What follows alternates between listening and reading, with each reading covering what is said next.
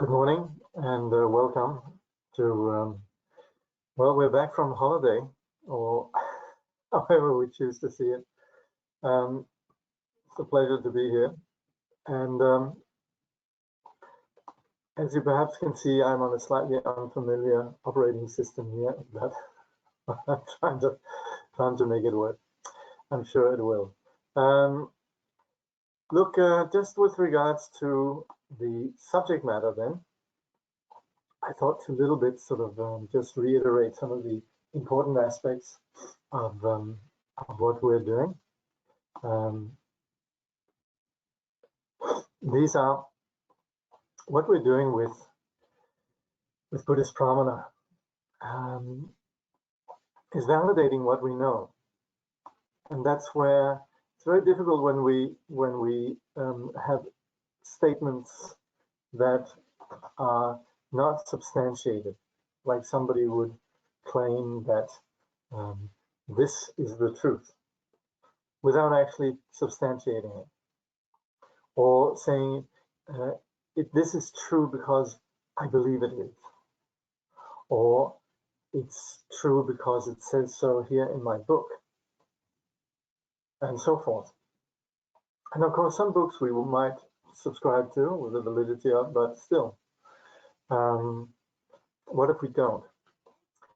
And that's where at the end we come down to something that's quite familiar to most of us, which is our knowledge needs to be founded on what we can directly experience, what we can directly observe, what we know for ourselves. We know that the shopping center is down the road because we've seen it.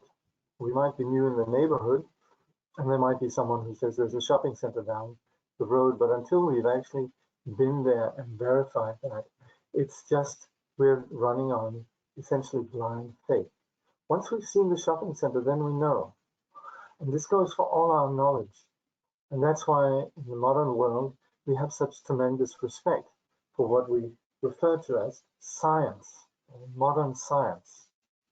It's because modern science is not tied up with some allegiance to, let's say, a belief system. Like we have this famous Copernican revolution when you had Copernicus that began to draw into question the assumption that the Earth was the center of the universe. And he proved his point through valid evidence, through empirical evidence, through what others could observe and agree with. And so that's where we continually respect that kind of understanding. And we also can know things through logic, that we simply know that it's logical that something is, say,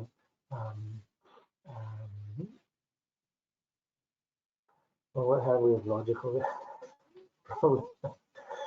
I'm a bit sort of still slightly jet lagged here, but you know, we use logic to assert what we can't see, and that's also what we refer to here in terms of what we're going to be discussing, inference. Well, yes, for example, here we have it. Thank you. It's here on the page. A pot is impermanent, as it is a composite phenomenon, and that's again where we can see this pot. Well, it looks very permanent, this cup. But then again, because I know, I can logically assert that it's made up of things, and because I've seen things drop and break, then I can use this kind of this sign or the logical sort of reasoning that tells me this can break from previous experience, from knowing the nature of ceramics and so forth. So that's through knowing the actual object, again, not through belief, but through, you could say, reasoned assertion. I can know something about this cup. It's not broken, but I know it can break. So that's, and then finally, then of course, again, like when we're asking somebody we trust, where is the shopping center, you know, then we can trust. We also, if we read the writings of authoritative sources. We read something that was written by somebody we trust. Well, yes, then there's no reason why we shouldn't take that also as something that's valid. So that's where, again, we come back to here, which is sort of the early days when we started this study, which is we talk about three types of valid cognition, right? That's direct perception for manifest phenomena. That's what we can directly see. Is there a cup in this room? Well, yes, there is. I can see it. I can touch it. I have direct experience of it. So that's where that doesn't require any kind of belief system. You know, I believe there is a cup. None of that. I can just see plainly. And I can see there's a window here. There's all sorts of things. I can assert that through direct perception. And that we have of various kinds. We can also know our thoughts. There are those who, having less confusion, have greater capacity in terms of seeing things. And this, of course, is not exactly part of how we ordinarily understand physics in our science, but it is something that is very clear within sciences that include consciousness. And basically, you could say all the spiritual traditions, they speak about capacities of knowing that lies beyond the mind that's ordinarily confused. So that's where, of course, that from the modern scientific perspective is something that's questionable. But then again, we have these ongoing debates, you know, with people writing books like, you know, what was it again, The Secret Doors of India or something like that. It came out in the 1930s and caused a lot of, you say, attention, because there seems to be some indication that certainly things were happening in India that wasn't ordinarily known and so forth. And we have all down through history all sorts of extraordinary examples of persons who, with, you could say, the sanity of their mind, are able to understand things in a greater way. Of course, it's very often trivialized within modern discourse, you know, the sort of the psychic on Venice Beach, or however you might have it, you know. What was it? Some of you must have seen Ghost years ago with Whoopi Goldberg being this psychic that sometimes gets and sometimes doesn't, but stuff like that. So this, not as if this is all unknown. And then finally, we talk about the direct knowledge or the direct perception of simply just knowing consciousness, what we could refer to as the ontological primitive, or the most basic reality, the most immediate reality is that which experiences. And that goes beyond subject and object. It's both the object of knowledge, it's also the subject that knows it. And that's where we have this, we speak about the nature of mind, or we speak about reflexive awareness, the awareness that knows itself, and so forth. So these we've discussed. So we've been through, in terms of these, we've looked at perception for manifest phenomena, and now we're going to be looking at inference for hidden phenomena. And this is then, like I said before, where I can say, well, this cup, this is impermanent, and I can give various reasons. I can say it's a composite phenomenon. That's being very precise, simply because there is, if it was not composite, it could never break. But it is composite. It's made of things, clay and water, and the you could say the processes that the combination of these two provide, and hence, and also knowing the nature of that, then it is something that can break, and all of that. But that's using reasoning, and that's where we use for something that's a hidden phenomenon, namely the impermanence of this. Also myself, I'm impermanent, I'm going to die. There's other persons who have died, that's a reason. There's, I can look at my own, the nature of my own decomposing living body, that's an indication, and so on. So that's why we rely heavily on what we can call science. And that's where, in the Buddhist context, we talk about the the syllogism, which is a statement like we just had there. A syllogism is where we make a truth statement that is, you could say, provides the complete argument for the truth of it. So a pot is impermanent as it is a composite phenomenon is a truth statement. It's not a pot is impermanent because it's impermanent. We're going to today look at what we could call false signs or false arguments. Sometimes we have, for example, we would talk about circular arguments. This book this book is true because the book itself states that it's true. Or yeah, we say so many things, Or we might also say things that others don't agree with. I think this this is true because I think so. Well, others might think differently.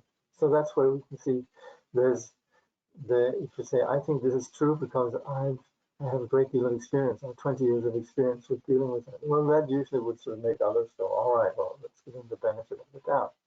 But there are clearly arguments and signs that are, say, worth trusting and not worth trusting. We're going to look at what's called correct and incorrect signs. But just because last time we actually ended on that, just want to go over just a little bit of these criteria for validly asserting a truth. So we have this, and I'm just going to briefly go over it because we did this last time, but it says Socrates is mortal. All right. Now, all men are mortal. That's the premise, and also Socrates is a human and such a man, obviously. So he's not like the immortal gods. The conclusion then is reached based on these two premises: one, that all men are mortal, and that Socrates is a human. Probably nobody would argue that. We don't say Socrates. We wouldn't say Socrates is mortal because I say so. It's because that's the nature of someone like Socrates, who is a human. So this kind of truth statement then is referred to as a syllogism. Now in Buddhism, we talk about it slightly, it's a similar way of having, you could say, a complete argumentation for truth within a single statement. And that's where we say the logic of the Buddhist syllogism is established based on the reason or sign being present in the subject. And that's where I say, this here cup is impermanent because it's a composite composition.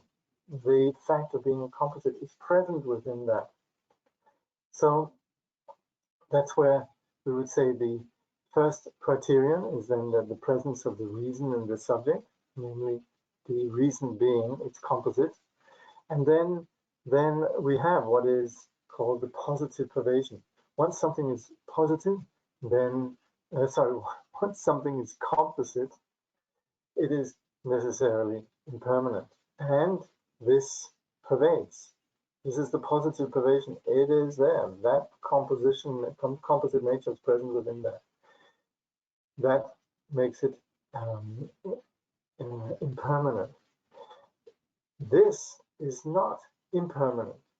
So there's nothing about this, it being a non-composite that's present within that. So that's what we call the counter-pervasion, the absence of non-composition, or the absence of permanence. That's completely lacking this. So that's where we talk about these three criteria. And this is something I'm going over this again because it's something that comes up. If we were to go back to the Greek example, then we would say the reason, the first criterion, is present in the subject, Socrates, if you are inclined towards Tibetan. And the reason pervades Socrates, namely his being mortal, and the human. And then the counter-pervasion, being divine, is absent. So if Socrates was a god, then he wouldn't be mortal, at least not in a general sense. So that divine nature is absent in Socrates. Again, this is really just so that we have ways that we can know truth. Otherwise, we're completely naive. If we wouldn't listen to people, somebody's going to sell us, the famous stocks in the Eiffel Tower, and you say, are you really authorized to sell stocks in the Eiffel Tower, my good man? And you say, yes. Why? Because I say so. That's not going to work.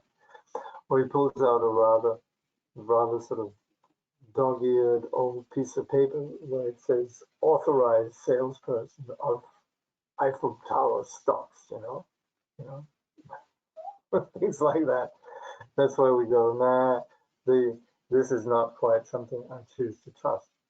So, but this, of course, is a silly example, but what we're talking about in terms of enlightenment and in terms of dedicating our lives to the practice of the path is something where we would want to have reassurance that this is not based on just some, oh, the Tibetans are so nice, the Lama is so lovely, he's so, wise, something like that.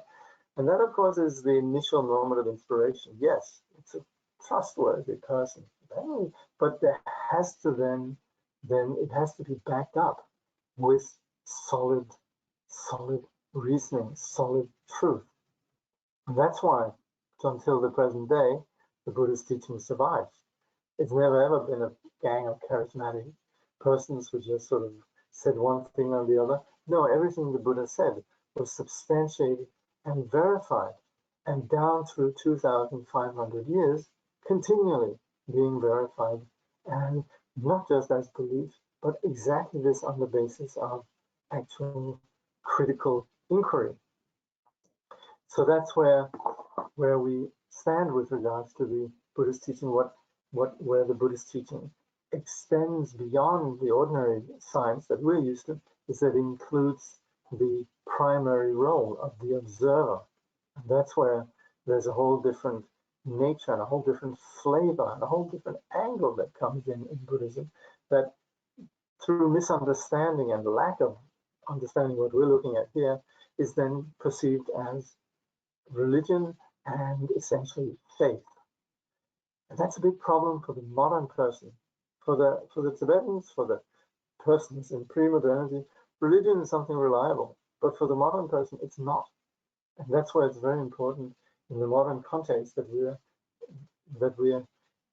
very accurately aware of the valid cognition or the valid science, the valid reasoning that's basic to the propositions, the perspectives that we are establishing as the theoretical foundation for our path, the view.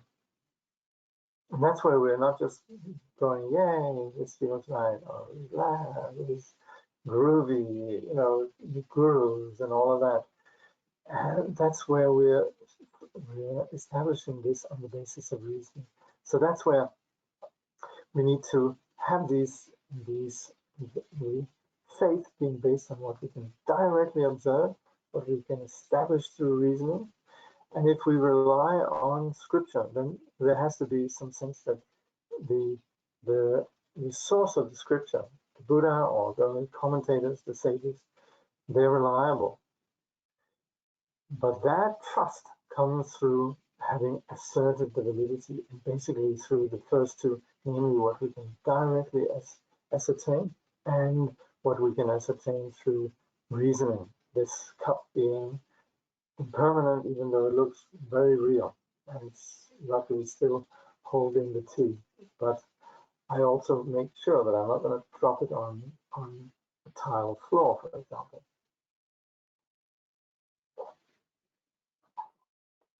So coming back to this true statement that we call syllogism, we could say then, and this is then again using these three criteria, sound is impermanent because it is a product, right? This was produced on the basis of my fingers slapping against each other and creating this sound. This sound is not a permanent thing. This is not hanging in the air forever and ever. It's not the sound that you're staying with forever. It's an impermanent thing due to being produced. That's a product. So it's a construct. Conditions were there to make that sound. So that's again where we say the reason that sound is impermanent is because it's a product. So the reason being a product is present in the subject sound. Yeah, in this, by nature, it is a product. The reason pervades the subject sound. So within this, yes, that quality of being produced is present. The counter-pervasion, being a permanent phenomena, is absent in sound. It's not something, some sort of permanent phenomena, permanent nature of something that's just unproduced, always there. That's just not there, you know. It's you know, for example, myself, I don't jump off the roof because within me there's not the capacity to fly. In the sound here, there's nothing permanent about it. So that's where we would assert on the basis of these criteria. All right. I think I'll skip my silly Harold's mismatching sock example and simply just get down to the reasoned argument that we continually in the Buddhist path are encountering, and that is the very simple fact that all phenomena are empty as they are dependently arisen. That means there's not an enduring identity in any given phenomena. If we analyze any given phenomena, we will see they exist in relationship. Their role and identity is established on the basis of several things coming together. This is a very real watch, but it's only a real watch because there's a number of things that have come together. So there's not a real ultimate watch. There's simply a dependently arisen phenomena. There's not an essence in here that is unchanging watch. So that's why we would say this watch is empty. Jakob is empty, what? Not of functioning, and that's where our science is great. It operates and maps functioning. We can navigate the world with knowing how watches and other objects work, but that's looking at their functioning. But as far as having a solid, real identity, the way that we ordinarily think of things, you know, so-and-so is like that, you know, I don't like so-and-so. And that's where we're attributing reality to something. Or I don't like, you know, I don't like operating systems that I'm not familiar with. You know, attributing an identity to something, attributing an identity to anything is in fact flawed if we think that there's something that's real, unchanging. That's why we need to understand everything is dependently arisen. Now, if we then hear, you know, in the Buddhist teaching, we talk about the emptiness of things. You can't say the Buddhists believe that things are empty. It's just that they look at phenomena and they say, well, you know, it's a dependent arising. It doesn't have, it by nature, it doesn't have any solid inherent existence. So that's where we could never say that the Buddhists believe in emptiness. The Buddhists, they observe something about emptiness. It's not like Isaac Newton, he believed in gravity. He was just noticing gravity and he mapped it, similar to the Buddha. So here again, we have presence of the reason and the subject. The reason, being dependently arisen, is present in the subject. All phenomena, they all possess this fact that they stand in relationship. They exist on the basis of being part of a web of things that come together. So that's present. The argument of the reason, which is the dependent arising, is present in all phenomena. This we can verify, and this we must verify. It would be sad if we just sit there and think, this emptiness. I don't know if I really feel it. It's not about feeling, it's just like, look, that's what's needed. Of course, with that also there needs to be the humble recognition that, gosh, I do think it possesses reality. And hence, there's clearly a discrepancy, a conflict between how things are and how I think they are. And that's where the path is needed, where we actually need to sit down and investigate, see things, work through things, observe, be present, be real. And that's why it's not about believing, not about going into some particular zone, but it's about actually beginning to observe the nature of phenomena and then discontinue the practice of being confused, discontinue the ordinary habitual ignorance. That's what meditation practice is. So that's where we're not going into a zone, but we're discontinuing our ordinary zone of ignorance. So that's where to understand this nature of how all things exist is so essential. And that's where we see that this is not about belief, it's about what we can ascertain.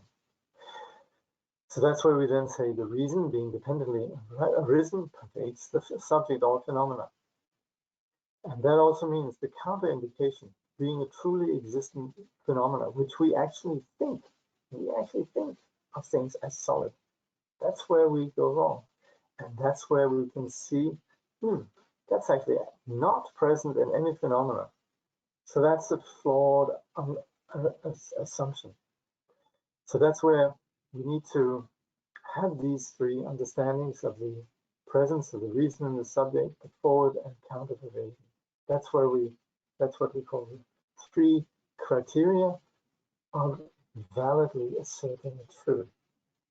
So that's what we're dealing with. So I think we've covered that. So now we've gone through we've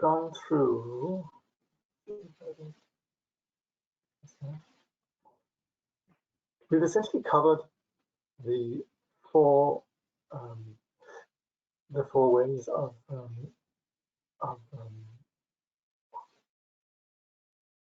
direct perception. Let's just see here. Yeah. So we had the direct perception of an object. I can see the knowledge of what's happening in one's own mind. What we call then yogic perception, and then we also have then the nature of consciousness, which is the reflexive or self-awareness. So these are all things that we can directly know. Apart from the yogic perception, which is just what happens, which is not a sort of not about constructs, but it's just about seeing clearer. The rest of them we operate with all the time. We're all the time seeing things directly.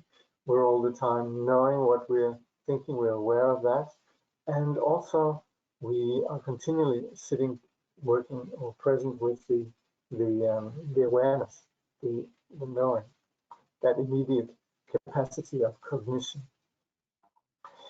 So then we go on the second kind of valid cognition. That's inference, all right? And that's where we infer particular truths about things, like I said, the cup that is impermanent. That's on the basis of what we can ascertain. Again, the syllogism, yeah? So that's where we got to. And this contains some complexity, and I will right away humbly say that a lot of it's new to me. There's a lot of detail in this, and I think that the nature of pramana study will be greatly enhanced when we get pramana for dummies, when we get pramana spoken in language that is very clear to the ordinary reader. Right now, pramana is very much for a specialized audience. And that's where, since all of us have gone through school and education, it's not like in places like Tibet or India, where you had an elite that was very educated, and then you had the rest of the populace, which was not. And in the modern democratic context, then pretty much everybody is brought up with critical thinking. And as such, then, for this topic really to, we could say, be heard in a modern context, it needs to actually be presented in very transparent and clear language. And I would say, might just be me who's a little bit slow, but some of the language here, it seems to me, might be difficult for most people to relate to. And in fact, it's often things that are actually quite straightforward. But it comes, of course, to us from a 1,500-year tradition of articulating it in particular ways that the Indians and Tibetans shared. They both embrace the same style of argumentation and language, and it's very different from ours. So while we, of course, can become familiarizing ourselves with this, and we will. If you're here, then automatically you're doing it, you know. But also, because this is so important, you know, I can't help but think, gosh, it would be so wonderful if some of these things could be said in a more contemporary, more easily understood language. Well, anyway, I'd emphasize this is something that we can understand, even though, like I said, there's some of the details here that are a little bit beyond me, and I'm going to be referring to the book, but just selections. What I really would like just for everyone to do is a bit like if you're tasting wine, you know, then you just need a few tastes of various kinds of wine to sort of say, oh yeah, that's a good one, yes. So similarly also to just see some of the ways in which these signs are established. So again, signs, that means the reason. So like we said, you know, a cup is impermanent because of being a product. So sound is impermanent because of being a product. So that's where there's a reason, there's a sign. It's not, it's in this, I can see this, there's a sign here that this is made up of, this is ceramic, so I can see it's impermanent. But so that's what I can verify. But if somebody says it's impermanent because it's impermanent, that's not going to work. Or it's impermanent because everything is an illusion. Well, that might not make sense to me at all. Or it's impermanent because the Buddha said so. Well, what if I'm not a Buddhist, etc. So that's where we can see the reasonings have to be valid. Anyway, we'll look at that. So the root text says, to establish a proof, there is a sign of being an effect, a sign of having the same nature, and the sign of not being perceived, which refutes an object to be negated. So there's this, what it says here is there are three kinds. There's a proof, which is what we want. Yeah, it's impermanent because it's proven that ceramics break. To establish a proof, there is a sign of being an effect. It's made of ceramics. A sign of having the same nature. It's just like other things that break. And the sign of not being perceived. Let's say this was saying this cup will last forever. Well, there's no indication in this that it's going to last forever. So that refutes the object that's to be negated. That's simply just saying, sorry, mate, this cup is not going to last forever because it's made of clay. That refutes the object to be negated if somebody were to insist that it was permanent. So there's these three aspects, really. Seeing that something is in effect made of clay, sign of having the same nature, clay things break, and if somebody were to say something that we need to negate, say, hey, that's not true, then there has to be the sign that what they're insisting on is simply absent, you know. I have $1 million in the bank, you know, or I have a Maserati, you know. You look in the bank account or you look in the garage, well, there's a there's an absence of Maserati and money. So that refutes the claim, I'm a millionaire or I own a Maserati. So that's where it says, because the object is not perceived as something contradictory perceived. These are the three types of signs. So what we looked at earlier, sound is impermanent because of being a product. There was three criteria there. The presence of the reason in the subject, the forward pervasion, and the counter pervasion. It says here, when these three criteria for valid evidence are complete because of their relationship, it is through the sign or reason that a particular thesis is proven. And this is illustrated by a syllogism. So that's where we mean the proof is that this is impermanent, it's that it's made of clay. There are three kinds of reasons. The logical sign of being an effect, the sign of being of the same nature, and the sign of not being perceived. So this is something we're all terribly familiar with. This is, again, it's made of clay things break, and there's nothing about it that's permanent. So that's these three kinds of reasoning. Not being perceived refutes an object to be negated, either because that object is not perceived or because a contradictory object is perceived instead. All the reasons that comprehend a hidden phenomenon, which is the thesis to be proven, are subsumed under these three reasons. And so the hidden phenomena is the breakability of this apparently solid thing.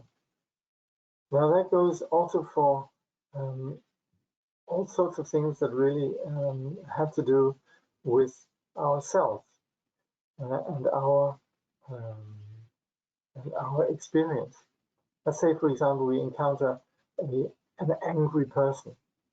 And we can see the person is angry in their face. We can't actually experience their anger. Or we can look at ourselves in a mirror when we're angry.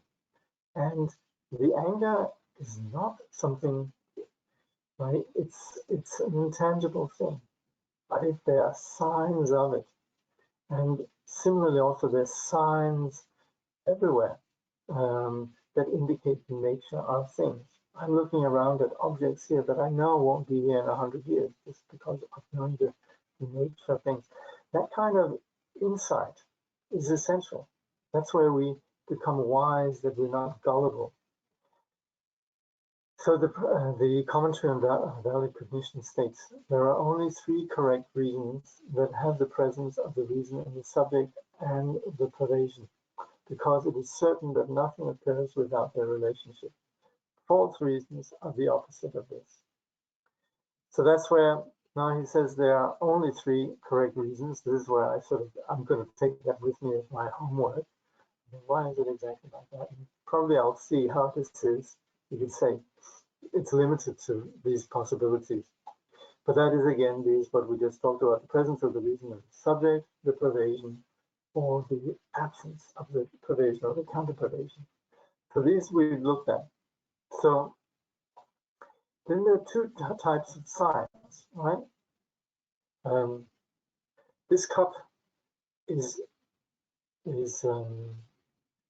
permanent because clay is unbreakable. Well, that's a false sign.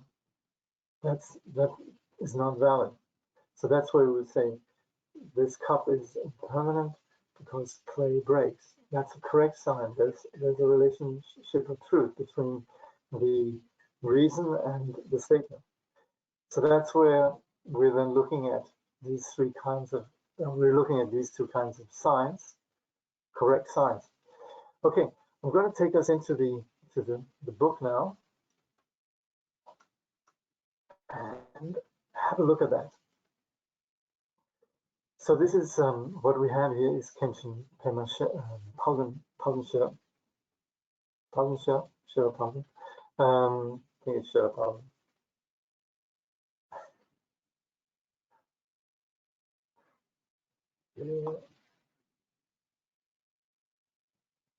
Padan Shira. Pausenschiller, very good. PS. Okay.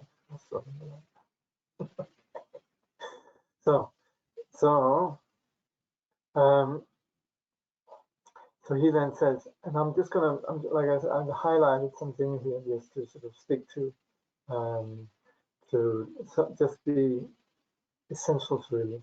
And in here it says, generally speaking, the definition of a sign is that which is set forth as a sign. Anything that is a basic existence could be a sign. There are two types of signs, correct signs and false signs. Okay, now this is where you say this possibly could be said in a simpler way, but that's also because this is so thorough. And actually, when this is always what you have within, you could say, particular vocabulary within a particular field, is because within the field, experts know that what are the potential dangers in making statements, and so a lot of vocabulary within particular fields, they preempt misunderstanding and so forth. So that's where when we talk about definition even of a sign, it's that which is set forth as a sign. It's again sounds almost circular, but that's what we mean with a sign in terms of something that's indicative. Anything that is a basic existence could be a sign, and that's where again we limit ourselves to what is existent, not non-existent, because of course within the Buddhist context we talk about both existence and non-existence. You know, the hair of the tortoise or the sky flower, things that are non-existent, they're not going to work as signs. So things that are signs, then you could say the impermanence of the clay, for example, that's a sign. Then he says, so there are two types that we've already established: what we can rely on and what clearly is unreliable. So that's where correct signs. Okay, let's see. First, we look at correct signs, which will be explained in terms of their definitions and categories. The definition of a correct sign is one that fulfills the three criteria for valid evidence: presence of reason in the subject, forward and counter derivations. When correct signs are divided according to the way syllogisms are set forth, and that is what we mean with these three criteria. That's the syllogism. I have a lot of reference to this. There are three kinds: signs that are effects, signs that have the same nature, and signs that are not perceived. So as far as correct signs go, then we have these three. Yeah? They are here then. An effect sign establishes a direct cause. There is smoke because there is a fire. Then we have the same nature, and we'll look at them. One is categorized by the reason. Sound is impermanent because being a product, and then something that is a product is necessarily impermanent. There's ways of essentially establishing the nature of a given phenomenon. So one is understanding its, you could say, origins in terms of cause, origin, and then the nature of something. That's how we usually sort of talk about the truth of something. Then there's signs that are not perceived, and that's why we would, for example, not go with something. We'd say, no, not true.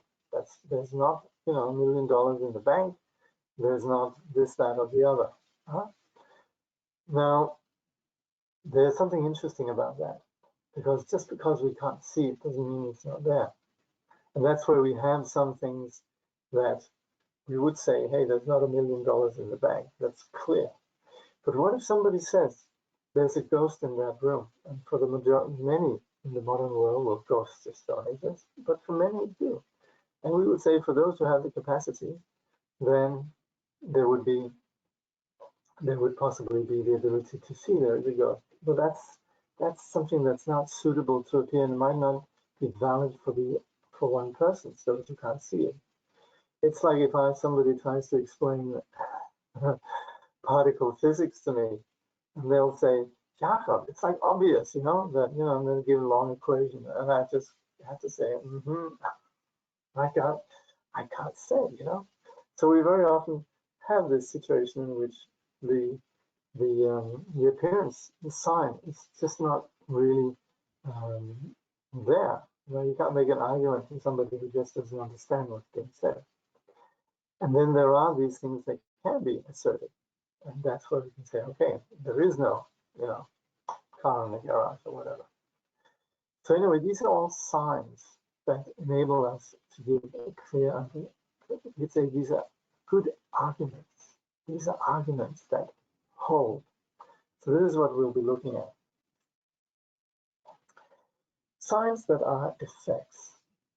The first of the three correct signs is signs that are effects. The definition of an effect sign is an effect that has been set forth as a sign and that is causally related to the thesis, and that fulfills the three criteria of valid evidence in establishing what one wants to infer.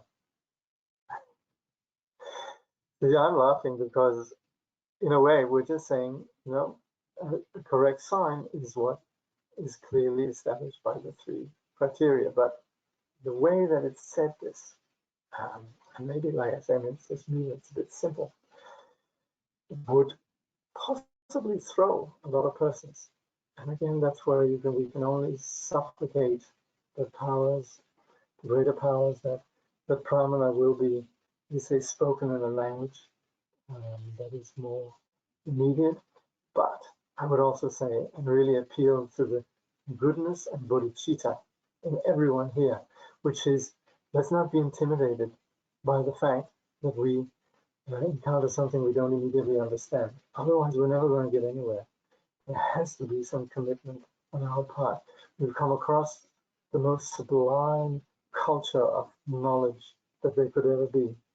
So let's be sufficiently, you say, dedicated, cosmopolitan, non-racist. Not say, oh, those foreigners there, why can't they say it in clear language, Let's not be colonialist and say, oh, well, the natives, they do tend to say things in an unnecessarily complicated way, Let's not do that. Let's be humble and see, okay, there's language here that is not that easy, but let's persevere, because this is important. This is what we want our children to understand. This is what we want the governments to understand. This is what we want. This is what we want sentient beings to understand, so that they can extract themselves from suffering. So, but anyway, here we are saying that science is what indicates the truth of something, basically. So we can do that, and I'm only going to go. We're only going to go over some of this. The effect sign.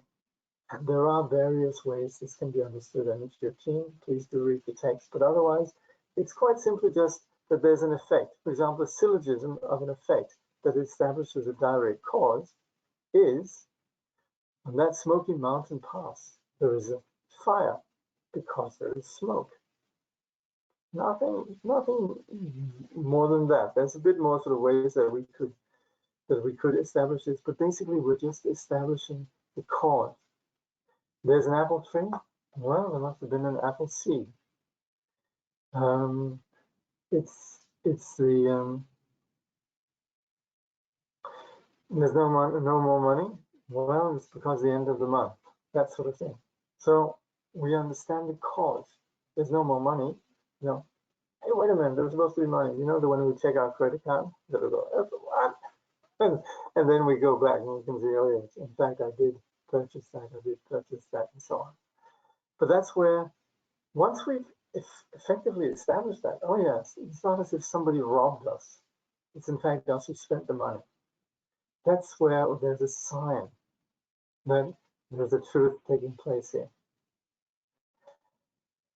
So then there's signs for the same nature. Let's see if there's some questions here.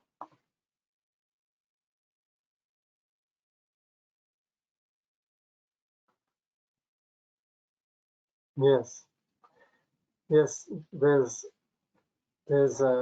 one looks at how everything is going, And then one sees, is there any relationship between lifestyle and one's present abilities? So very often there's a cause and effect relationship. For example, someone saying, how come there's sort of a particular times where one doesn't function? And then there's the sign. This could, for example, be because, you know, having underslept or, you know, bad lifestyle choices or whatever. And then you can see there's a relationship between one's own actions and the present state of affairs.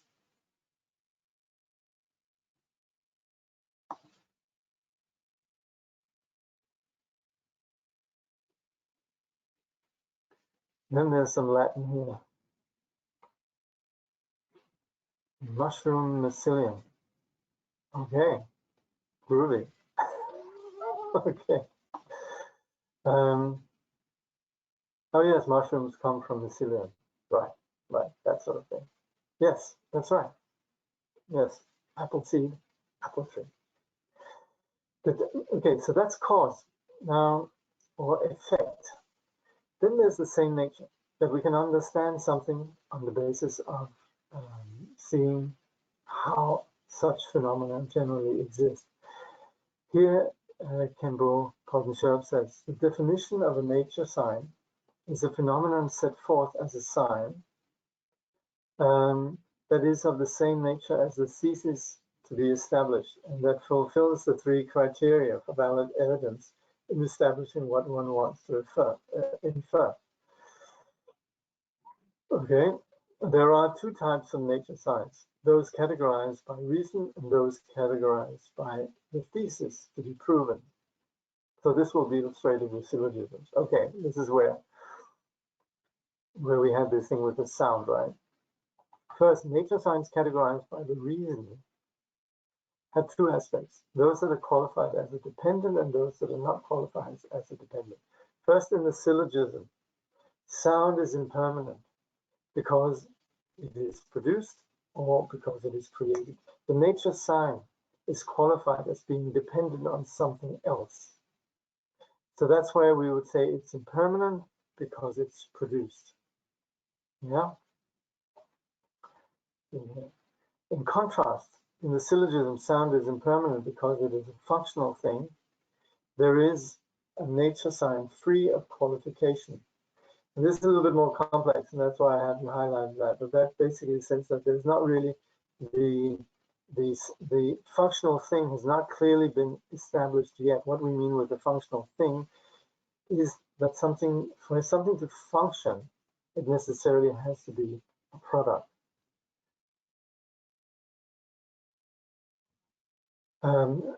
So that's where it's not qualified as a dependent. Anyway, that's with regards to the sound is impermanent because of being a product. Then the second one is within the nature science categorized according to the property to be proven. There are those that establish the meaning and those that establish the term. The first is illustrated by the statement sound is impermanent because it is produced. The second is illustrated by the statement sound is impermanent because it's momentary. Okay. The sign of not being perceived is defined as the reason that is set forth as a sign for refuting an object to be named. Okay, yeah. Wind back here. Simply what I would say just with regards to these two is that the reasoning here, the nature sign categorized by the same nature, is on one hand that it is it speaks about the sound being impermanent because it's produced or created, and the second is because of it being momentary. Let's just see here. I thought I had it. I was pondering this earlier as I was going over this. An argument that states the meaning is used to communicate with someone who is familiar with the term like impermanent, but does not know what it means. Impermanent phenomena are always produced. So this reason helps to explain the meaning of impermanence. Right, that was it, in fact. And that's also, let me just go back to what I had here, which is, so one is the reason that it's impermanent, but the other one explains what then is, what we mean with impermanence. We just say, oh yeah, it's impermanent, but then, or sorry, it's a product. We say something is impermanent because it's a product, but then for somebody who's not familiar with that, we wouldn't necessarily say, well, products. Products are things which necessarily are impermanent, necessarily are constructed. So that's where there's the additional, let's say, substantiation of the argument. I'll leave it at that.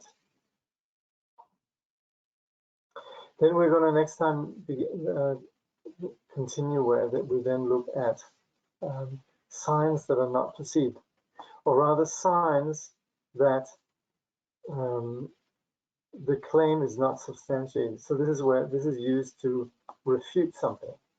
So one is, you could say, correct signs that establish the nature of something, and also correct signs that refute. So, so I think we'll leave it at that here. And please, don't be shy. Please feel free to type in questions.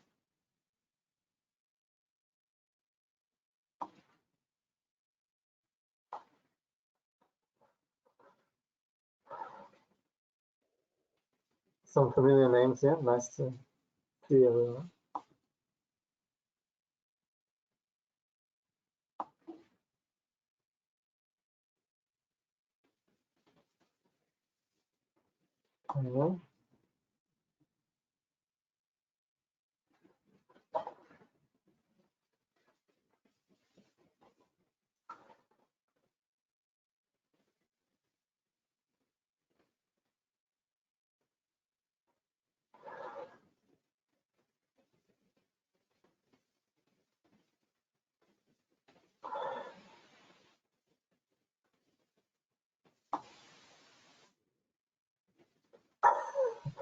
I'd like to say, please sort of hear this as something that's talked about things we're dealing with all the time. So there's something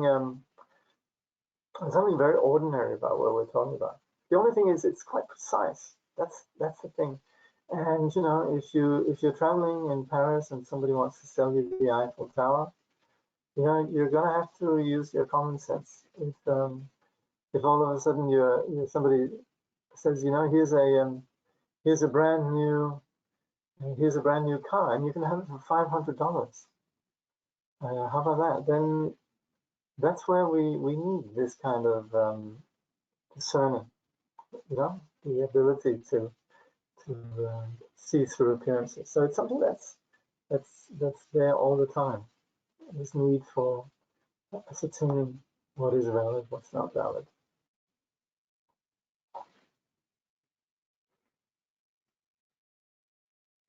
I have it for myself, you know. I think I'm going to live forever. And that's why I go, there's signs that I might not. And also with regards to the nature of who we are, I might think, gosh, I'm such a confused person. Then I can see these thoughts. I'm a confused person. They're only there as long as I think that thought. I'm a confused person because I'm like this. But then I know that particular indication, that particular sign is something I can see changes all the time. So using this kind of clear-minded discerning, where we can be certain, where we can rely on our knowledge, is very important. And it's something that's basic to science everywhere. Epistemology, as terribly Greek as it sounds, is simply just the how we can validate knowledge. And we are on a path of knowledge here. It might sound very different, like I started off saying. The Buddhist science distinguishes itself by including, not excluding, experience, consciousness. Buddhist science is, if you like, phenomenology, samsara phenomenology, nirvana phenomenology, the path phenomenology. But that's because it's the primary reality. We live experience. You know, some of the great minds in Western thought, you know, Husserl or Merleau-Ponty and so on, you know, we live in experience. To discard experience is basically, you know, denying our existence, overlooking our existence, and essentially operating with secondary assumptions, abstractions about the reality that is constructed by this experiencing observer. So we do have a larger, you could say, science at work here, but it should never be thought of as something that's either cultural belief or coming from some, you could say, allegiance to a particular belief system or metaphysical speculations and so forth. Anyway, all right, no more questions. Lovely to be back here, and thank you all very much for participating. Shall see you next week. Thank you. By this merit, may all attain their missions. May it defeat the enemy wrongdoing. From the stormy waves of birth, old age, sickness, and death. From the ocean of samsara, may all beings be free. May Buddha teacher precious and sublime arise where it has not yet come to be, and where it has arisen may it never fail, but grow and flourish evermore and more.